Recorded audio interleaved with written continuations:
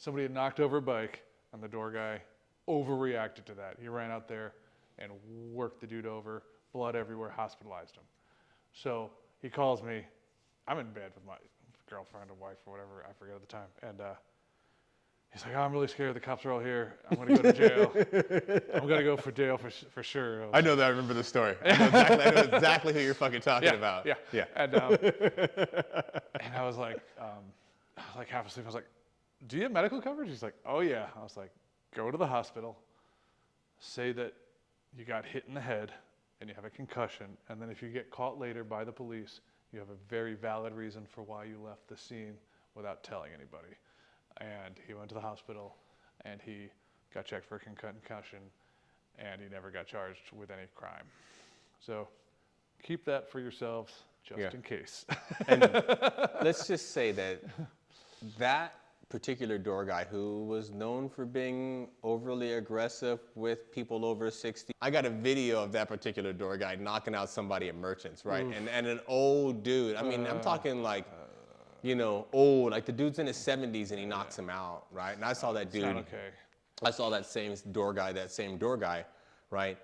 Do a spinning roundhouse kick on an old dude who was like 60 who called him the N-word. Right, and I was there at the bar, and the dude called me the N-word too, but I just laughed at him. I was like, my God, I guess you're right, dude. I guess I'd rather be an N-word than a toothless old person like you. You know what I'm saying? Like, you got me there, bro.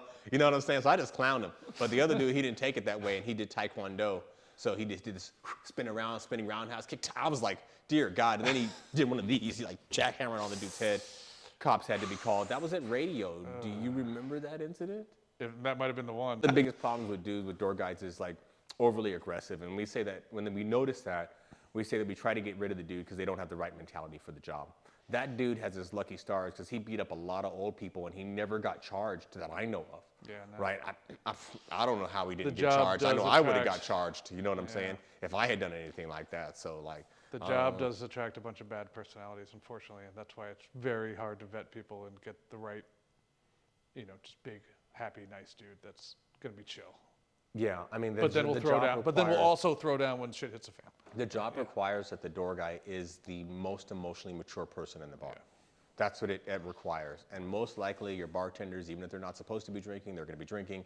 Whatever, all of that stuff aside, the door guy has to be the one who has to be the most emotionally mature in how he handles the situation and the decisions they make, because they affect the liability of the bar and they affect the security of everybody. So if you want to talk about not getting people injured, then the door guy has to make right decisions.